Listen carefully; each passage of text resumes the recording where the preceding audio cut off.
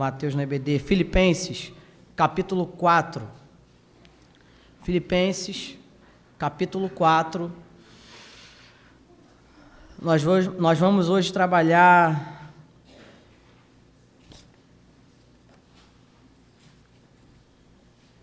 do versículo 6 ao versículo 9.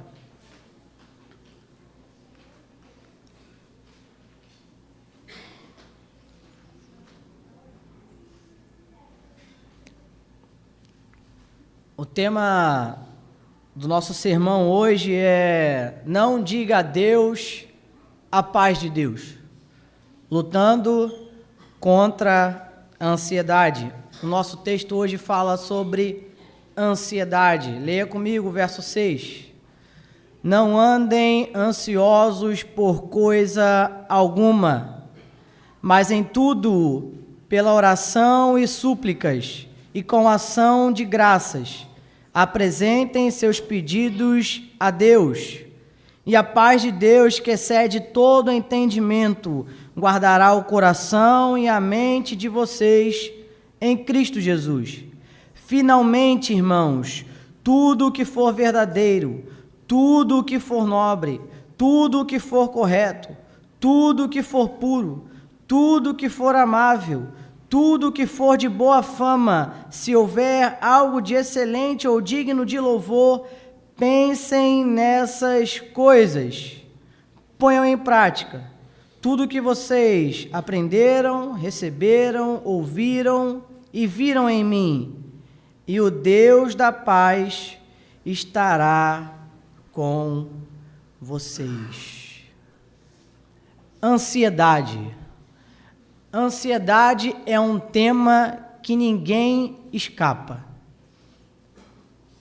Desde o mais novo até o mais antigo aqui que me ouve, não escapa da ansiedade. E a ansiedade, existe a ansiedade boa. Se eu tivesse que te dar uma ilustração inicialmente sobre a ansiedade boa, é aquela ansiedade que a gente pode dizer do painel do carro. Lá no painel do carro tem alguns alarmes ali. Quando acende um daqueles alarmes no painel do seu carro, significa que você precisa se preocupar com aquilo ali. Alguma coisa está precisando de cuidado no seu carro. Essa é a ansiedade, que é a preocupação moderada. É a preocupação que todos nós temos. O oposto da ansiedade é a indiferença. Ansiedade, no sentido bom, é a preocupação. É a preocupação que você tem, e não é uma preocupação exagerada.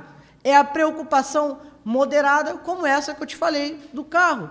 Ou, como às vezes eu costumo dizer para alguns irmãos, quando a luz, alguma luminária lá de casa, né, queima, eu não consigo, eu tenho que trocar aquela luminária, eu não consigo deixar mais de um dia sem luz aquele cômodo. É uma preocupação que eu tenho, é aquela preocupação moderada.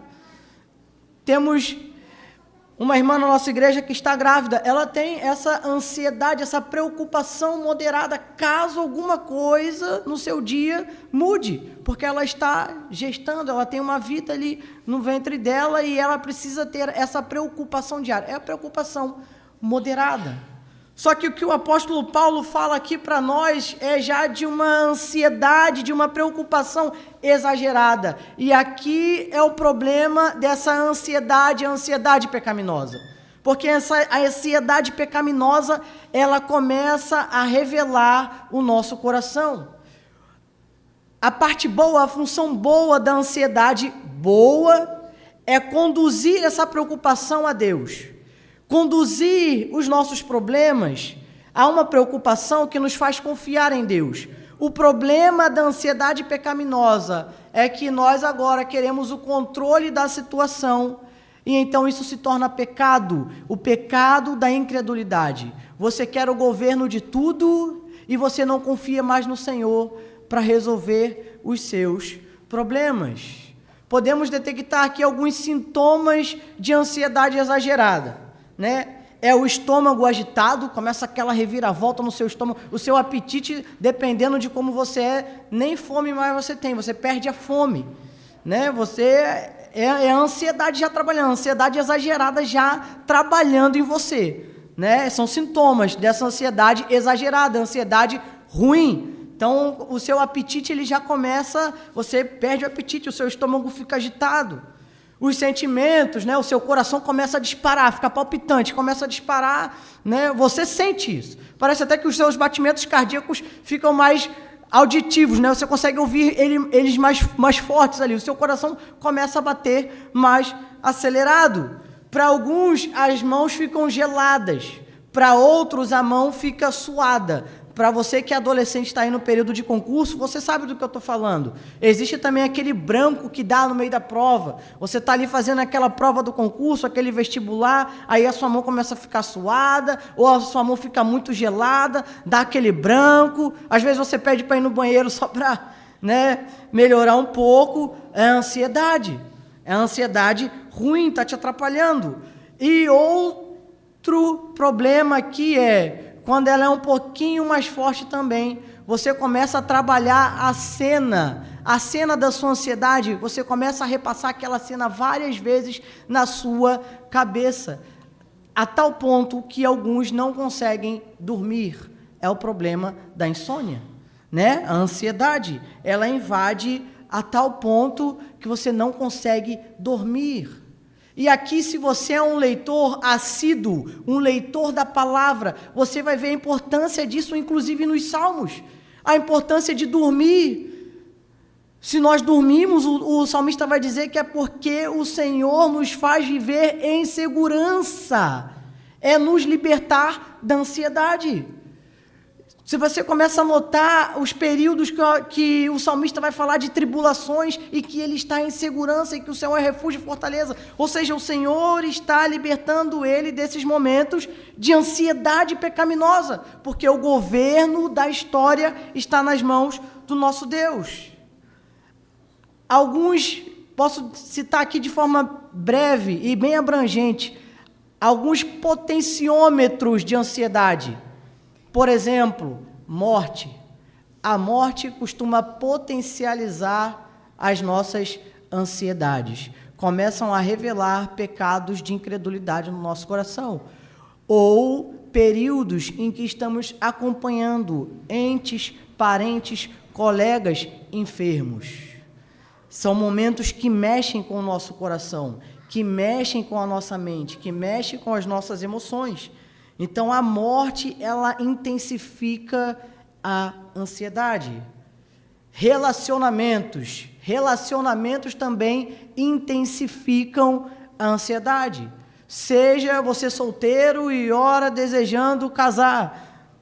Para muitos, isso é uma ansiedade e, por vezes, se torna uma ansiedade pecaminosa. A ansiedade boa e a ansiedade ruim é uma linha muito tênue, irmãos. E é necessário tomarmos cuidado.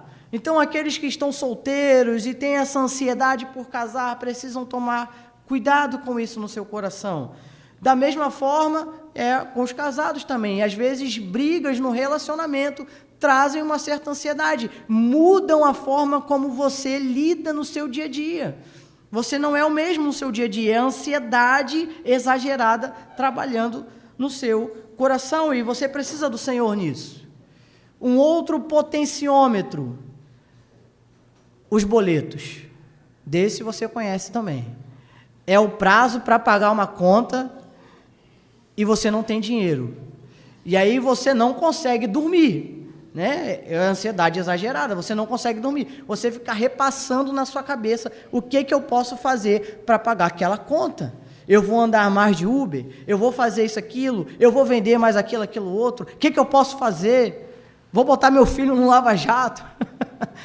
Você começa a trabalhar centenas de possibilidades na sua mente e isso não te deixa descansar, isso não te deixa seguro. Você começa a trabalhar as várias possibilidades na sua mente para aquele problema que você quer resolver. É o dinheiro, é um potenciômetro nas nossas vidas. O dinheiro, potenciômetro da ansiedade.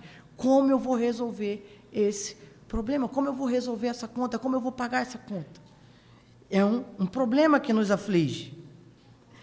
Isso não está longe de nós, irmãos. O nosso próprio Senhor diz que no mundo teremos aflições. E a palavra de consolo do nosso Senhor é: mas tende bom ânimo, eu venci o mundo. O controle está com Ele.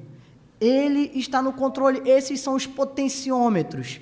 Tá bom, irmão Tiago, você já me falou dos potenciômetros, já me falou da ansiedade ruim. E agora? Como vamos lidar com tudo isso? Como vamos lidar com esse problema?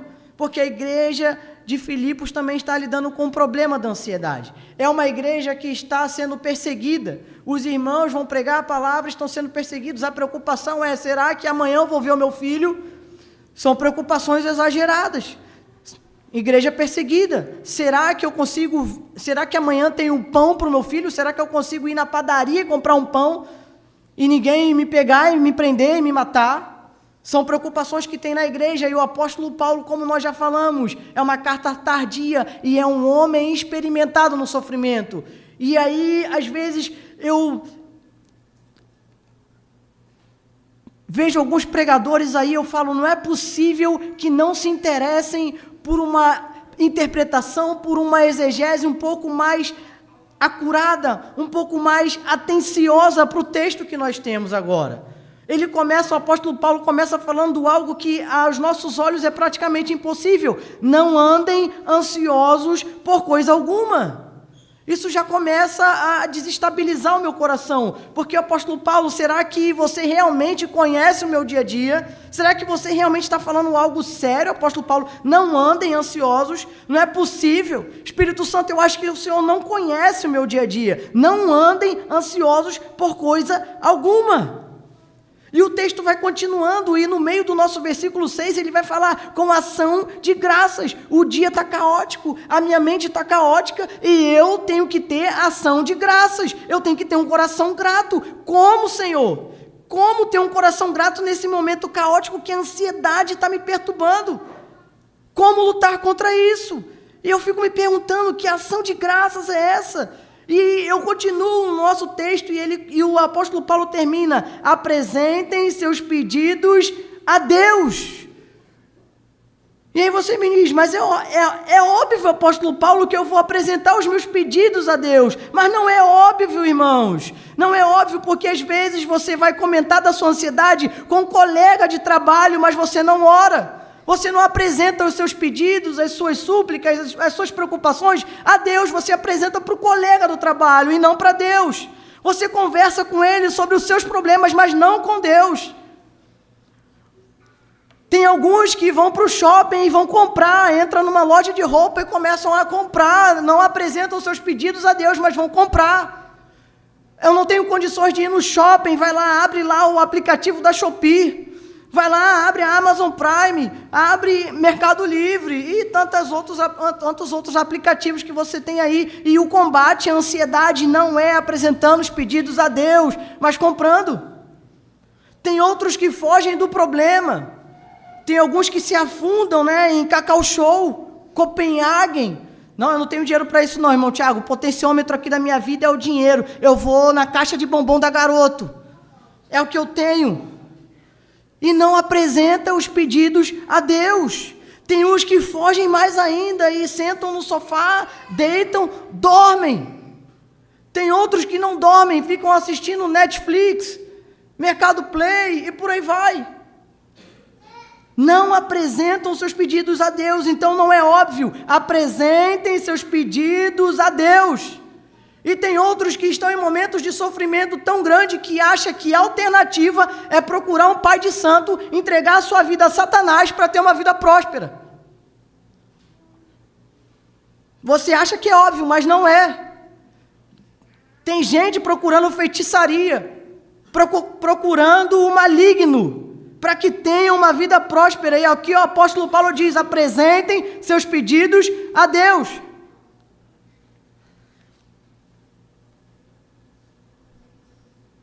Comecei de trás para frente. Vamos voltar agora no início do versículo 6. não andem ansiosos por coisa alguma. E aqui o apóstolo Paulo está dando uma ordem, só que a ordem tem um fundamento teológico. E qual é o fundamento teológico? Aquilo que está logo antes, no versículo 5, no finalzinho ali: perto está o Senhor. Perto está o Senhor. O pastor falou sobre o Salmo 139, na quarta-feira. Que maravilha é o Salmo quando diz que ainda que eu vá para as asas da alvorada, ainda que eu coloque o meu travesseiro, algumas traduções vão dizer no Sheol, a NVI vai trazer sepultura, ainda que eu vá para as extremidades do mar, todavia ali o Senhor está comigo. Perto está o Senhor. É quando chegam os momentos, é quando chega a ansiedade e parece que o Senhor se afasta de você, mas Ele não se afastou, Ele continua perto. Os problemas parecem que cresceram e o seu Deus ficou pequeno, mas não é desse jeito. Deus continua perto, Ele continua grande. Por isso que Ele diz: não andem ansiosos, olhem para o seu Deus, olhem para o Senhor.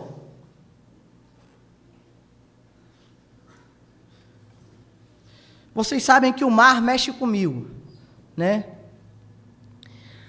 E aí, certa vez, o meu filho falando sobre o mar: pai, qual a profundidade do mar? E vocês sabem que eu tenho um pouco de noção de profundidade do mar, né? Já que o meu trabalho é ficar debaixo do mar, debaixo da água. E eu falei para ele: filho, não dá para medir a profundidade do mar, nem a extremidade. E eu falei para ele: isso é bom, porque mostra como grandioso e infinito é o nosso Deus. Aí eu fui na praia com ele. Novamente eu relembrei essa verdade. Olha para o horizonte e você enxerga o fim do mar. Criança ainda não tem sabedoria. Aí fala tolice. Eu estou enxergando o fim do mar. Tem uma linha lá no final que eu não vejo mais. Isso significa que realmente você não está vendo mais, porque o mar ainda continua. É uma imensidão. O nosso Deus é grande, Ele é grandioso, Ele é maravilhoso, Ele está perto. E o texto avança: mas em tudo. Ou seja, em cada situação, uma oração. Em cada situação, uma oração. Em tudo. Mas em tudo, pela oração e súplicas. Irmão Tiago, eu estou te obedecendo. Eu estou obedecendo o que o apóstolo Paulo falou. Eu estou apresentando os meus pedidos a Deus. Eu estou apresentando os meus pedidos a Deus. Mas parece que nada acontece. Parece que o Senhor não está agindo na minha vida. Chegaram certa vez para o pastor Martin Lloyd Jones e ele tem uma série de pregações falando sobre depressão espiritual. E eu li esse sermão e ele fala: um irmão me procurou e falou: pastor, eu estou orando e nada aconteceu, não aconteceu nada na minha vida, eu continuo com essa ansiedade me perturbando, eu continuo com aflição, o que está acontecendo? Não está fazendo sentido as suas pregações. E aí então o pastor Martin Lloyd Jones fala o seguinte: não é que as minhas pregações não fazem sentido, é porque você não entendeu o texto bíblico. Antes de você apresentar os seus pedidos a Deus, quando o apóstolo Paulo fala aqui sobre oração, ele fala que você tem que sentir conscientemente a face majestosa de Deus. Isso quer dizer que não é a sua oração do café da manhã, não é a sua oração antes do almoço, ou a sua oração antes de dormir, que vai resolver o problema da sua alma. Porque essa é uma batalha que é travada na mente e no coração. O apóstolo Paulo fala no verso 7. Lá no final ele vai falar: a paz de Deus, aí ele vai falar: guarda o coração e a mente. Essa é uma batalha que é travada no seu coração e na sua mente. Não é uma oração do café da manhã que vai resolver esse problema. Você precisa se aproximar de Deus. Se a sua oração é superficial, agora é o momento de você se aprofundar no relacionamento com Deus. Deus não é aquele fale conosco que você aperta no aplicativo e você vai resolver os problemas lá com o gerente ou com algum vendedor. Não é assim. há um relacionamento, e se você não tem esse relacionamento, se o relacionamento está muito superficial, chegou a hora, na pedagogia de Deus, que quando essa ansiedade se torna pecaminosa, Ele quer que você se aproxime dEle, reconheça que Ele está perto, e então você tenha a consciência e o sentimento em oração de que o Senhor está ali presente. É relacionamento. O nosso Deus é uma pessoa. É relacionamento. Se a sua oração é superficial, se a sua oração está fraca, e aqui eu espero que você se confronte consigo mesmo e reconheça: sim, eu preciso orar mais, sim, eu preciso fortalecer o meu relacionamento com o Senhor, porque vai chegar o dia que você vai precisar estar em oração e sentir conscientemente que você está diante da face majestosa do nosso Deus.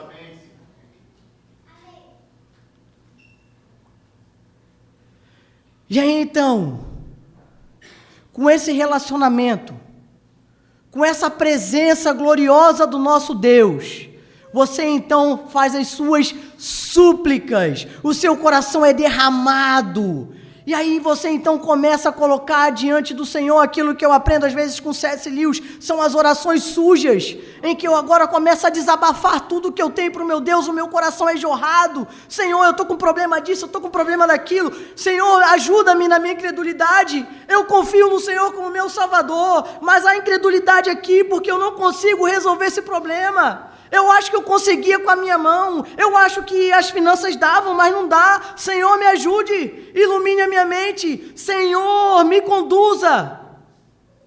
É o momento em que você coloca o seu coração para fora, é o momento em que você fala: a minha tristeza está tão grande, os meus olhos estão embaçados de tanto choro, eu não consigo enxergar um palmo à minha frente, me ajude, Senhor, ilumine os meus passos, enxugue as minhas lágrimas. São as súplicas. E aí você caminha, aí agora você caminha para a ação de graças, porque você já está diante da face majestosa do seu Senhor. E aí você já derramou os seus problemas, você já desabafou o seu coração, você já colocou todo diante do Senhor, todas as suas lamúrias, os seus lamentos, tudo aquilo que está inundando o seu coração, que você pode colocar diante do Senhor. E aí então você lembra que agora, nesse momento, nesse relacionamento, você está de joelhos. É um tipo de relacionamento em que você se dobra, você está diante do Rei, e então você entra em ação de graças. Senhor, você é o meu Rei. Ah, Senhor, eu estou de joelhos, mas eu tenho um Rei. Eu estou de joelhos, mas como nós já oramos, o Senhor é o dono dessa terra. Eu te agradeço porque o teu Espírito testemunha no meu espírito que eu sou filho. A obra da salvação, você começa a ver: eu estou de joelhos e eu estou orando. Há quanto tempo, Senhor, eu não tinha esse momento de oração? Há quanto tempo eu não me aprofundava nesse relacionamento? E veio essa preocupação, veio esse sofrimento, veio esse problema, e agora eu estou de joelhos, rendido a Ti. São ações de graça, e você agora louva o Senhor pelo que Ele é, pelo poder que Ele tem. Aí eu entendo o que é ação de graças. É tudo o que o Senhor fez por mim, tudo o que Ele já fez, toda aquela obra da salvação que não depende de você e que você agora se arrepende. Senhor, não depende mais da minha performance, depende de eu confiar no Senhor, assim como eu confiei pela primeira vez toda a minha vida, quando eu me arrependi dos meus pecados. Aqui é o louvor ao Senhor, a ação de graças. O coração agora está grato porque você tem alguém. E aqui é muito importante, porque perto está o Senhor. E se você está orando, Ele está te ouvindo. A ação de graças é agora. O Senhor está me ouvindo. A cada situação, uma oração. E o Senhor está me ouvindo.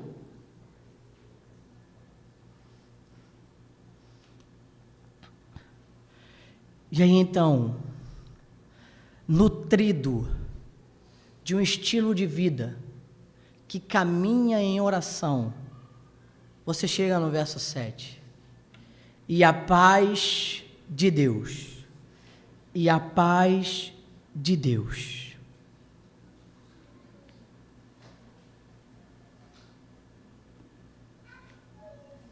que excede todo entendimento, guardará o coração e a mente de vocês em Cristo Jesus. Não diga a Deus a paz de Deus. Lute contra a ansiedade. Se aproxime do Senhor. Não diga a Deus a paz de Deus. Se aproxime do Senhor. E aqui é algo glorioso no Evangelho. Excede todo o entendimento. Sempre quando eu parava nessa passagem, nesse verso, eu falava, excede todo o entendimento. Ou seja, é uma obra que só o Senhor pode realizar no relacionamento que você tem com Ele em oração. E eu caminho, quando a palavra diz aqui, guardará o coração e a mente de vocês. Porque guardar aqui não é aquele ato que você tem de pegar, depois que você dobrou a sua roupa, e guardar lá no guarda-roupa, deixar lá, manter limpo ou manter preservado. Porque aqui o original não é isso. O original é um termo militar. O original quer dizer que o Senhor agora te cercou fortemente, como se fosse uma muralha. É um termo militar. Há uma muralha ao seu redor, com vigias, com pessoas...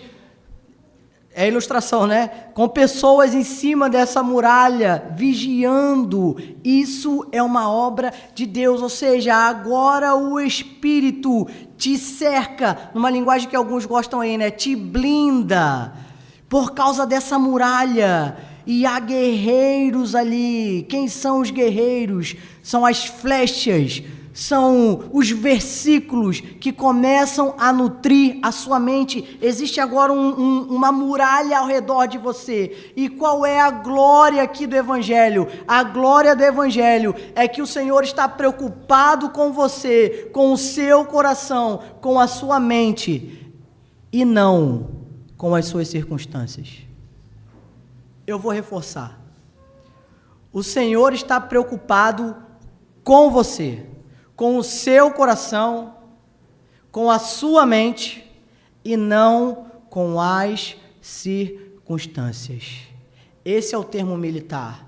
O seu coração agora está cercado, envolto a uma muralha. Há algo fortificado agora que, nutrido por meio da oração, veio a paz de Deus. E a paz de Deus é essa muralha que tem no seu coração. É quando nós olhamos para Efésios capítulo 6 e vê que é exatamente no dia mau que nós nos revestirmos da armadura de Deus. A armadura é de Deus. A armadura não é sua, a armadura é de Deus e você vai se revestir dela. E essa paz que te invade é esse termo militar, que você está guardado, a sua mente e o seu coração. E então você pode enfrentar as circunstâncias, você pode enfrentar o momento presente. Pode vir situação, pode vir momento, porque agora você está blindado. A paz de Deus te reveste, a paz de Deus está contigo. Então você continua a avançar o seu dia, continua a avançar a sua semana, sabendo que é a paz de Deus que te sustenta. É um termo fortemente militar, e isso é interessante se nós olhamos da perspectiva dos primeiros ouvintes, que Filipos é uma das cidades da Macedônia mais fortificadas que existe. Eles estão olhando para aquelas muralhas, e o apóstolo Paulo está falando assim, olha, não se atenta para essa muralha que você está vendo, se atenta para a muralha que o Senhor está fazendo, te trazendo a paz para o seu coração e para a sua mente. Não se atente no que você vê, não se atente nas suas circunstâncias, não se atente no seu momento, se atente, olhe, fixe, agarre com todas as forças e confiança o Senhor Deus. Irmão Tiago, o Senhor cercou, inundou meu coração de paz. Como me manter assim? Como me manter de acordo com as glórias do Evangelho, atento ao Senhor, atento a essa luta, a essa guerra no coração e na mente. como permanecer com a paz de Deus, como permanecer assim, porque vão vir outras lutas, vão vir, é igual o pessoal fala que é gripe ou resfriado, eu nunca sei a diferença, né? Que quando você pega uma, a próxima que vai vir é mais forte do que a anterior, e é assim que vai acontecer com você, é assim que acontece conosco. A próxima batalha vai ser mais forte. Irmão Tiago, como eu continuo me fortalecendo, como eu continuo me nutrindo da paz de Deus, dessa oração, dessa súplica, dessa ação de graças, como eu continuo caminhando com a paz de Deus. O apóstolo Paulo continua, verso 8. Finalmente, irmãos,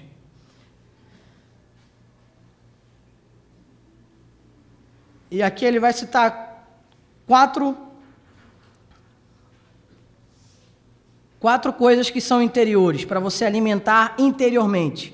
É óbvio que isso se traduz em comportamentos, mas é algo que você tem que ir em oração para ser nutrido em nossa mente e em nosso coração. E, finalmente, irmãos, tudo o que for verdadeiro. Você deve lembrar comigo, João 14,6, eu sou o caminho, a verdade e a vida. São palavras de Jesus, ninguém vem ao Pai a não ser por mim. Jesus é o caminho, a verdade e a vida. E aí você lembra do apóstolo Paulo, em Gálatas, capítulo 5, verso 20, quando ele diz, já estou crucificado com Cristo, e vivo não mais eu, mas a vida que agora eu vivo na carne, vivo-a na fé do Filho de Deus, o qual me amou e se entregou por mim. A minha vida agora é a vida de Cristo, então a minha vida é uma vida que caminha em verdade. O cristão não precisa temer, ele caminha na verdade. Minha esposa está mudando de plano de saúde. Aí o corretor virou para ela e falou assim, olha, vai te ligar uma mulher muito simpática, muito gentil, procurando identificar aí na sua vida alguma coisa que talvez você não relatou, né, não deixou lá no seu relatório de saúde. Não caia na lábia dela. Mas qual é a importância dessa funcionária? Porque tem muita gente que mente. E então eu virei para minha esposa e falei, nós não precisamos temer. Somos os guardiões da verdade. Vamos falar a verdade, continuar falando a verdade, como sempre falamos, independente de aviso de corretor ou não corretor, independente se a mulher vai ser gentil ou não vai ser gentil, vamos permanecer falando a verdade. Vamos permanecer verdadeiros. E eu poderia dar outras. Dar outras aplicações, tá? Tá tendo a polêmica aí agora do JAE, né? Do JAE e o bilhete único. Aí tem gente que tinha, né, não estava sendo verdadeiro, estava usufruindo de integração de passagem e não fazia direito, não fazia jus, e agora estão... Não são honestos, não são verdadeiros. Pecados. Vai chegar a ansiedade, vai chegar a preocupação. Não está firme naquilo que é para ser nutrido no nosso coração, para quando chegar o dia mau. Finalmente, irmãos, tudo que for verdadeiro, crentes, cristãos, aqueles que confessam o Senhor como Salvador, caminham na verdade. Próximo, tudo que for nobre. Acho que a NVI 23 já melhorou um pouco e botou aqui digno de respeito, tudo que é respeitoso, para ir nutrindo isso no coração e na mente. Correto é integridade, né? A palavra que é integridade, ser íntegro, viver de acordo com a vontade de Deus, como se você estivesse se apresentando a Ele, apresentando as suas obras a Ele. Isso aqui que quer dizer correto. Tudo o que for puro. E aqui o apóstolo Paulo já mencionou pureza também aqui no nosso texto de Filipenses. E aqui a pureza tem esse sentido de pensar unido. É um pensamento unido. Ele vai reforçar isso depois. Mas essa pureza é de um pensamento que não é misturado com o mundanismo. Tá bom? E aí, então, agora ele vai citar duas características que se evidenciam no nosso comportamento, se evidenciam de forma externa, é o que vão dizer os estudiosos. Ou seja, você nutriu essas 4 características que já foi mencionada. As outras 2 são consequências daquilo que você nutriu nas 4 anteriores. Tudo que for amável, você será uma pessoa amável. Tudo o que for de boa fama. É aquela pessoa que você gosta de estar junto com ela também, boa fama, né? É aquilo que as pessoas veem em você e veem que aquilo que você faz é bom, é produtivo, tá? Tem esse sentido. Por exemplo, aqui a gente viu no verso 5, seja a amabilidade de vocês conhecida por todos. É essa integração com a sociedade, de tal forma que as pessoas veem essa boa fama em você. Você é uma pessoa boa. E isso redunda, isso é consequência de algo que é trabalhado no seu coração e é para o louvor e honra e glória de Deus. Porque ele vai continuar resumindo tudo isso em 2 características. Se houver algo de excelente, e aqui excelente é tudo isso, tudo que é moralmente correto, as virtudes morais, se houver algo de excelente ou digno de louvor, aqui é outro, digno de louvor. Digno de louvor é algo que nós falamos pouco, mas é quando as pessoas te elogiam. Nutriu tudo que é de virtudes que são moralmente corretas. Eticamente você está cumprindo aquilo que Deus exige. Amém, louvado seja Deus. Agora as pessoas vão ver a glória de Cristo brilhando em sua face. E aí então elas vão te elogiar.